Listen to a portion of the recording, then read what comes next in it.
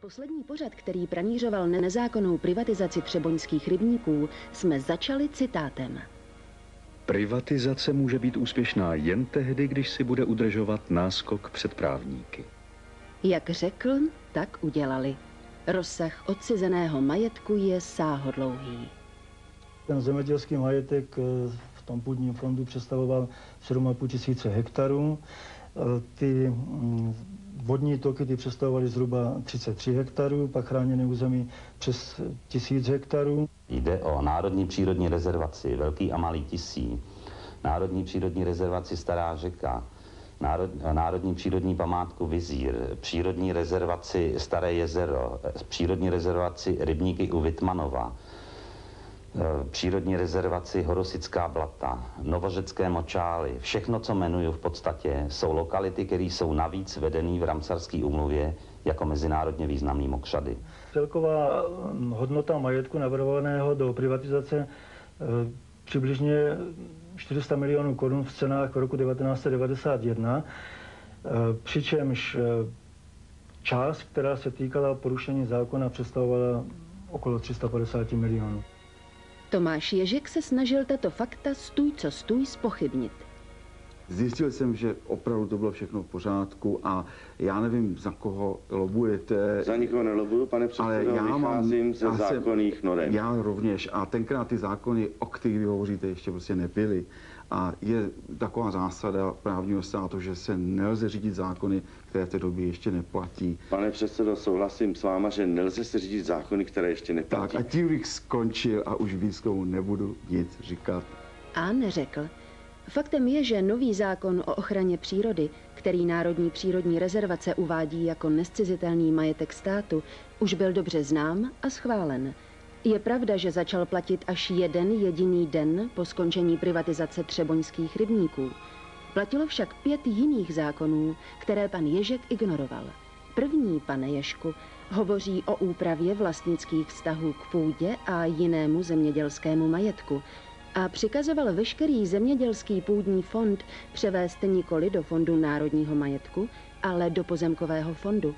Ovšem s výjimkou vodních toků, které byly chráněny dokonce ústavním zákonem, a to je druhý zákon, pane Ježku. Přírodní rezervace byly ošetřeny zákonem o státní ochraně přírody, a to je třetí zákon, pane Ježku. Kulturní památky chránil zákon o státní památkové péči, a to je čtvrtý zákon, pane Ježku. Taková území musela zůstat ve státním vlastnictví. A nakonec státní podnik neměl k zemědělskému majetku právo hospodaření. Privatizace byla nemožná dokonce i podle zákona o velké privatizaci. A to je 5. zákon, pane Ježku. Všechny porušené zákony jsou uvedeny v závěru NKÚ a tak nás zajímalo. Závěr Nejvyššího kontrolního úřadu, že při privatizaci státního rybářství Třeboň byl porušen zákon, je tedy nespochybnitelný. No o tom nemůžu ani na chvíli pochybovat, protože jsem to jaksi připravoval a taky Senát se musel se všemi těmi připomínkami dvojkolově, jak jsem zmiňoval, prostě jaksi vypořádat. Ten závěr je chybný a nemohl ho přijmout a také už byly proti němu učiněny rozklady. Ano, pan Ježek ten závěr nemohl přijmout a nepřijal, ale jeho rozklady zas odmítl doktor Oldřich Choděra a označil je za nesprávné.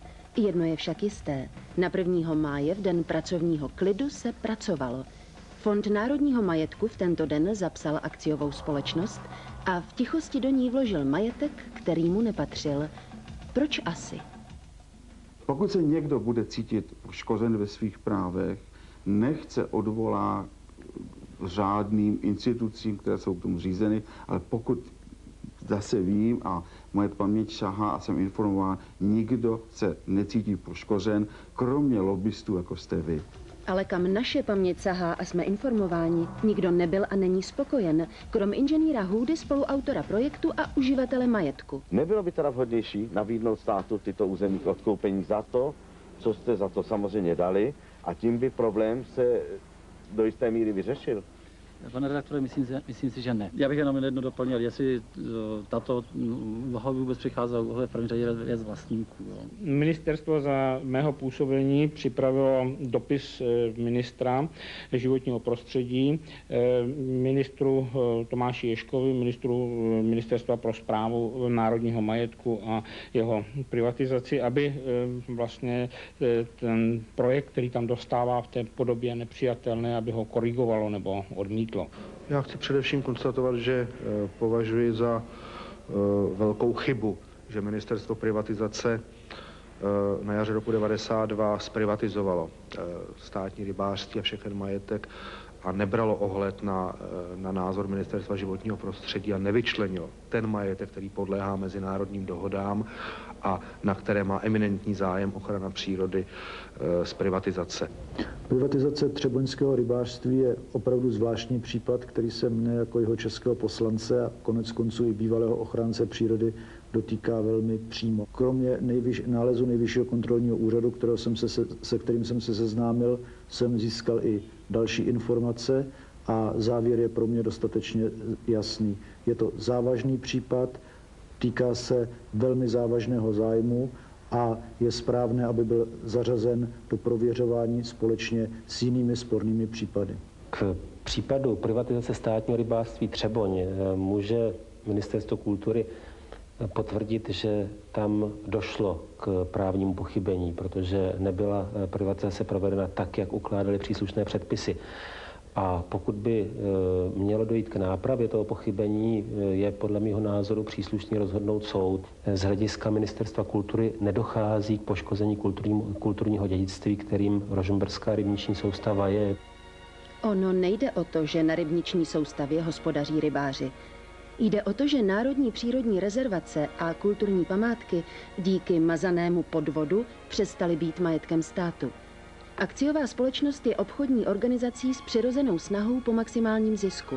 Soudní spory o dodržování ochranného režimu rezervací mezi ochranou přírody a samozvanými vlastníky prokazují škodlivé důsledky podvodu nejen pro přírodu, ale i pro kapsu daňového poplatníka. Drzost akciové společnosti jde tak daleko, že ohleduplné hospodaření stanovené v rezervacích podmiňuje vyplácením finančních náhrad. Bude ministr Kužvart důslednější než jeho předchůdce Benda, který v době své vlády sliboval, že nezákonnou privatizaci rezervací předá soudu?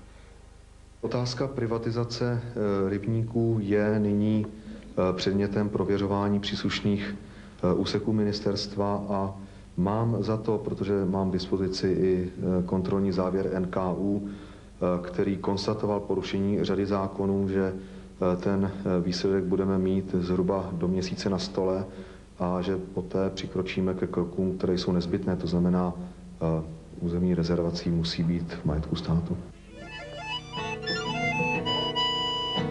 Pořád někdo říká,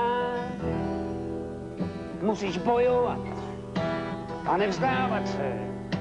Když to pak ale jednou slízneš, tak říkají, jo chlapče, hlavou zeď neprorazíš. A jdou si nacpat břích Hemenexem a velkopopovickým kozlem. A profíci vlastního a